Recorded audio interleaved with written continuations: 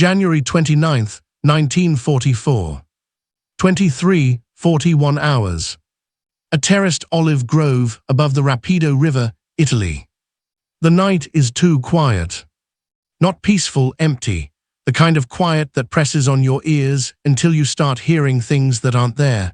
Wind through bare branches, distant water, your own breathing, louder than it should be. Private Daniel Mercer keeps his head low as he adjusts the handset on the SCR 300 radio, fingers numb despite the wool gloves. He's 18 years old. He shouldn't be here, not really. But here he is anyway, kneeling in cold mud, radio antenna rising like a thin black spine against the stars. A red-filtered flashlight flicks on beside him for half a second. Sergeant Frank Hollies leans in close, voice barely more than breath. "Remember," Hollies murmurs, "radio silence until first light, no exceptions." Mercer nods. He doesn't trust his voice. Radio silence means exactly what it sounds like. No transmissions, no checks, no reports, nothing that could give away their position to German direction-finding units prowling the night. Break silence and artillery follows. Mercer knows the rule. He's memorized it, lived with it, carried it like a weight in his chest since they crossed into Italy months earlier. He's the youngest man in the platoon and the one holding the wire that connects them to the rest of the world. Hollies taps the radio casing once, then fades back into the darkness. The line is quiet again. Too quiet. Mercer settles in, pulling his jacket tighter. The cold creeps upward from the ground, seeping through fabric and bone. Somewhere nearby, men sleep in shallow scrapes, rifles within arm's reach, helmets pulled low. Exhaustion has won tonight. You can almost feel it, the fragile stillness of men who believe they have one night without dying. Mercer scans the slope below with binoculars borrowed from an officer earlier that day. The moonlight is thin, but enough to paint the valley in pale gray. Stone walls, leafless trees, shadows stacked on shadows. At first, he sees nothing. Then, movement. Not obvious, not dramatic, just wrong. A shape where there wasn't one before. A darker line sliding between trees. Mercer lowers the binoculars, rubs his eyes, raises them again. There it is again. More than one. Slow, deliberate. Not the random movement of animals, not the wind. Men. His pulse ticks up. He forces himself to breathe evenly. Night does strange things to depth and distance. He counts seconds, watches again. The shapes stop. Then start again, this time closer. Mercer swallows. He shifts his weight, careful not to scrape metal or snap a twig. He angles the binoculars lower, toward the terraces leading up toward the American line. That's when he sees it. A glint, just a flicker of reflected light, steel catching moonshine for a heartbeat before disappearing. A bayonet. His stomach tightens. German patrols probe all the time. That alone doesn't mean anything. But this isn't a patrol. There are too many shapes, too spread out, moving uphill, quiet. Mercer glances toward the nearest foxhole. No movement. The men are asleep. Orders were clear, rest while you can. He looks back through the glass. The shapes are closer now, close enough that he can make out the rhythm of movement, halt, advance, halt, coordinated, practiced. A night assault. Mercer's mouth goes dry. He reaches instinctively for the radio handset, then freezes. Radio silence. He hears Hollies' voice in his head, no exceptions.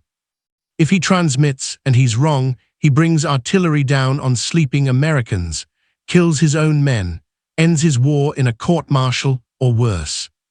If he doesn't transmit, and he's right. Mercer lowers the handset slowly. His heart hammers so hard it feels like it might shake the antenna. He forces himself to observe, to confirm. Seconds matter, certainty matters. The Germans fan out below. One shape drops to a knee, another crawls forward. They are no longer probing. They are setting up. Mercer's hands tremble now. He presses them into the mud to steady himself. He thinks of his mother, how she cried when he shipped out, how she told him to listen to his superiors no matter what. He thinks of the men sleeping 30 yards away, men who trusted the silence. A single thought cuts through everything else.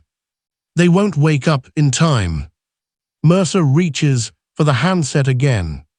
Stops. His finger hovers over the transmit switch. Breaking radio silence is a line you don't cross lightly. It's drilled into you, conditioned, obeyed. But the shapes below keep moving. Closer. Closer. Mercer makes his decision. He brings the handset to his mouth and presses the switch. The radio crackles, loud, violent in the stillness. His breath catches as if the sound itself might get them all killed. "This is Able 2-3, he whispers urgently, voice shaking but clear. Enemy movement observed, multiple elements advancing uphill. Grid. He rattles off coordinates, praying they're right. Static answers him. For a terrifying second, nothing else. Then a voice cuts through. Say again, Able 2-3. Mercer swallows hard and repeats it, louder this time, faster, adrenaline burning away fear. He adds details he shouldn't know how to articulate, but somehow does. Numbers, spacing, direction of movement. The radio crackles again. Stand by. Mercer releases the switch. His hands are slick with sweat despite the cold. He stares back down the slope. The German line is almost at the lower terraces now. Too close. Mercer realizes something in that moment, something that makes his chest go tight. Whether command believes him or not. Whether artillery comes or not. The silence is already broken. And if he's wrong, the cost will be immediate. But if he's right, the Germans surge forward. And the night is about to explode.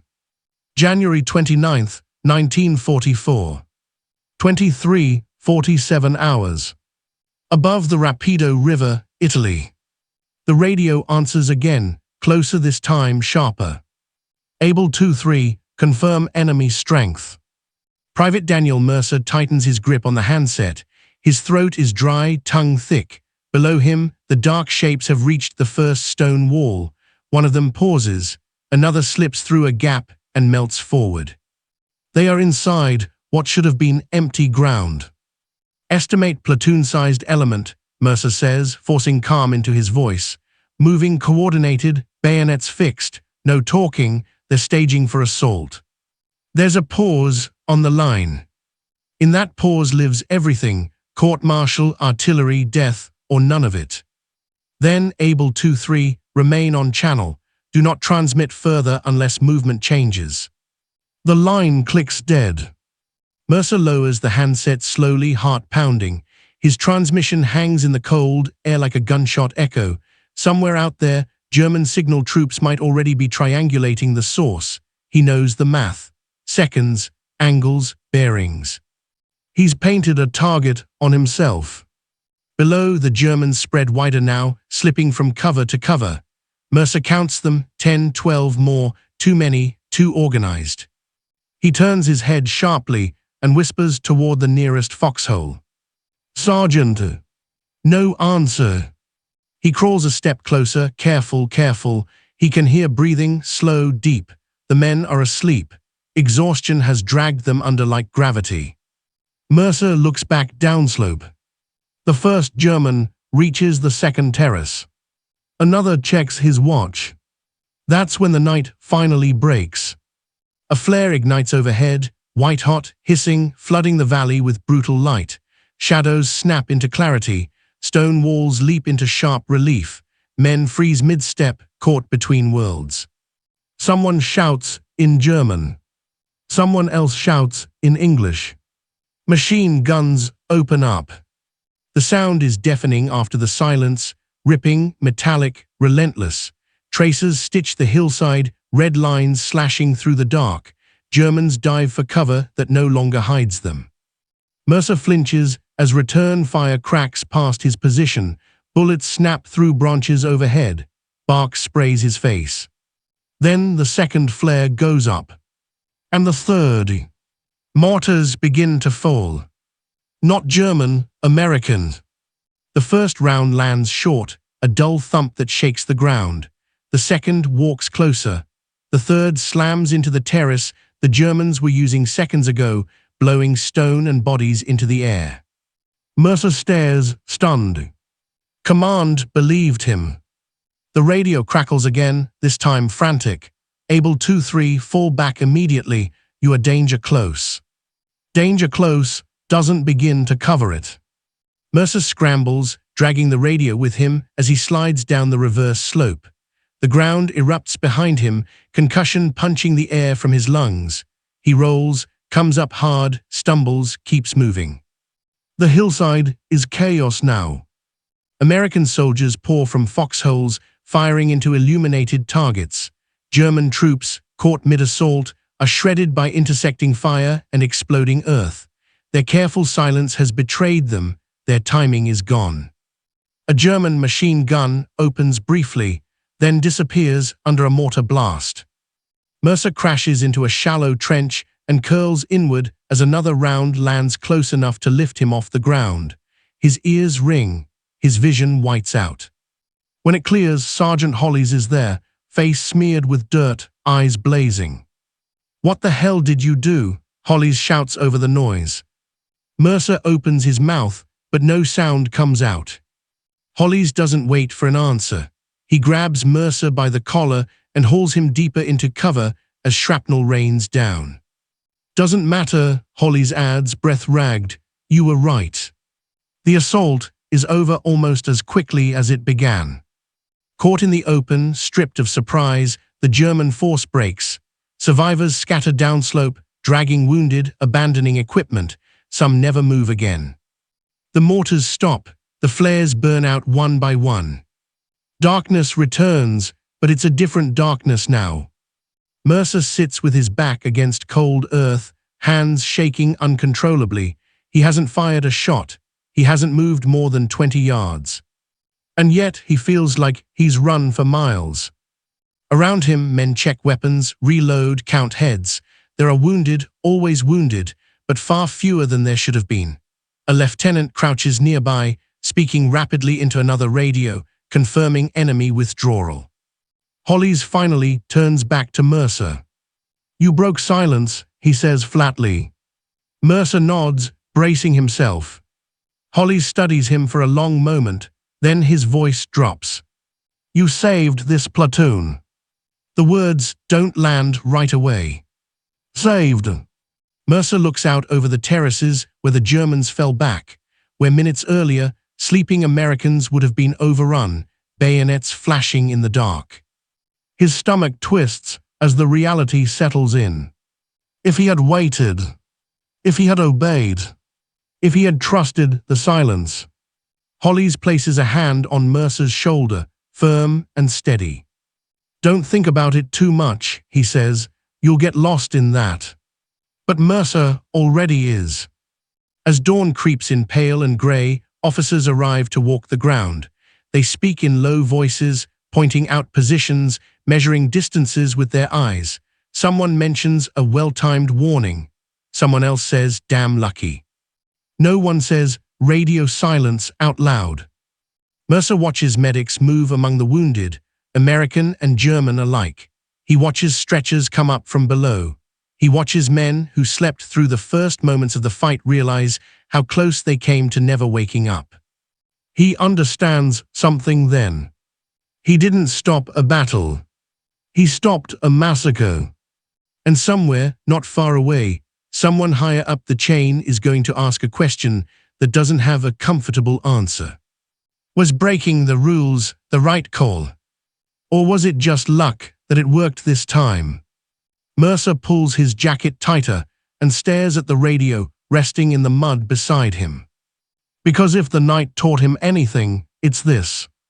Sometimes the most dangerous order is the one that tells you to stay silent. And the war is about to decide what to do with an 18-year-old who refused to be. January 30th, 1944. Just after dawn. The same terrace slope, now stripped bare by daylight. Morning reveals what darkness hid. Stone walls are shattered, olive trees are splintered and torn open, their pale wood exposed like bone. The terraces are littered with gear, helmets, packs, rifles abandoned where men dropped them to run faster. And bodies.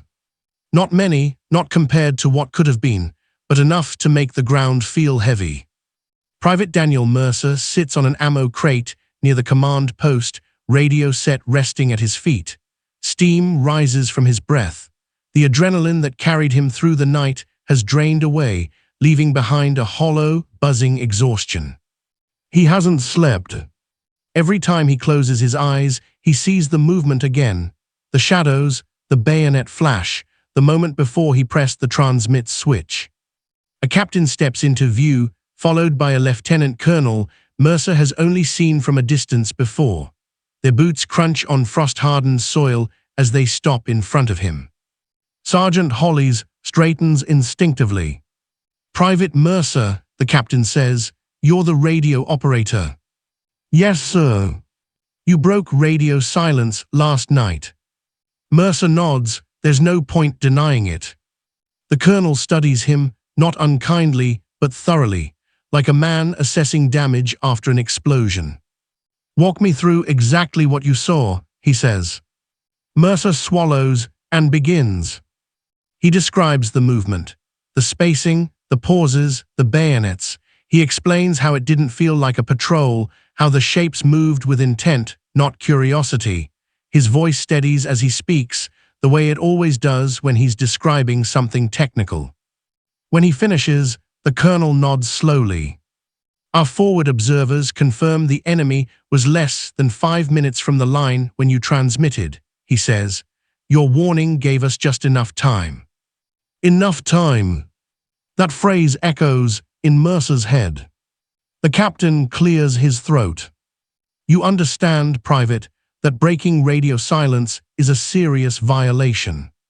"Yes, sir." "Serious enough to get men killed," the captain continues. Mercer meets his eyes. "Yes, sir." A pause stretches. The colonel finally speaks again. "In this case, it likely saved lives, many lives." Mercer doesn't know how to respond to that, so he doesn't. The officers step aside, voices low.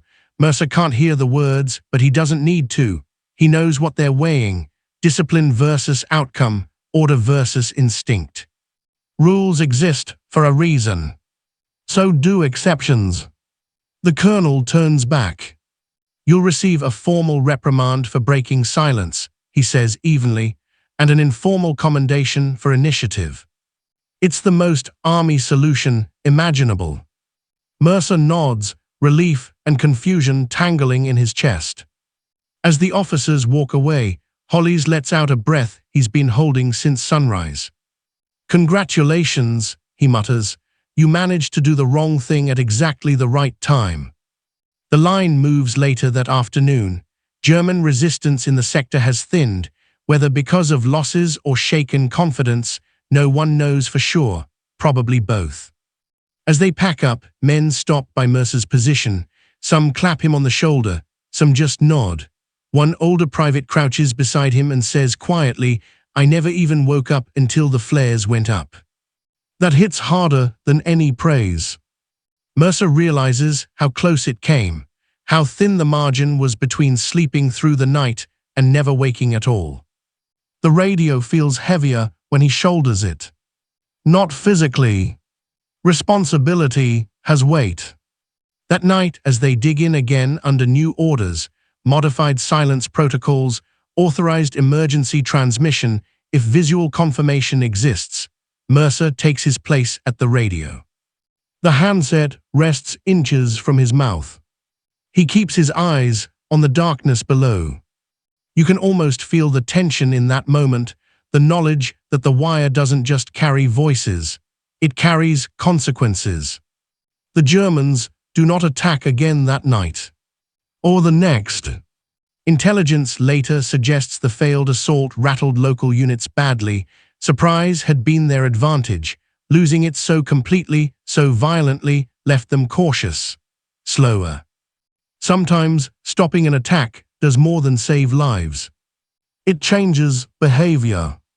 Mercer notices that the men sleep differently now, still exhausted, but lighter, less tightly coiled, trust restored in something they didn't even know they'd lost.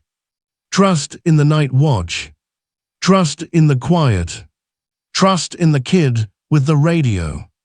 That realization unsettles him. He never wanted to be that person. Weeks later, in another sector, another radio operator will face a similar moment. Movement in the dark, orders to stay silent, a decision measured in seconds. He won't know Mercer's name, but the precedent will exist. Because wars aren't just shaped by plans and generals. They're shaped by small decisions made by young men in the cold, where no one is watching closely enough to stop them. As Mercer settles in, staring into the black, he understands something that will stay with him long after Italy. Sometimes obedience keeps you alive. Sometimes disobedience does. And knowing the difference, really knowing it, is one of the heaviest burdens a soldier can carry. The radio hums softly. The night waits. And somewhere out there, unseen, the enemy is still listening. February 3rd, 1944. 02, 18 hours. A ridgeline overlooking the Liri Valley, Italy. The cold is sharper up here. It cuts through wool and canvas and settles into bone, the kind that makes your hands ache even when they're still. The valley below lies in darkness again, no flares, no fire, no movement that admits to being human. Private Daniel Mercer sits beside the radio, back against a rock wall built long before this war ever reached Italy. His helmet rests between his boots. The antenna rises behind him, a thin silhouette against a sky crowded with stars. The handset is inches from his mouth. Radio silence is back in effect.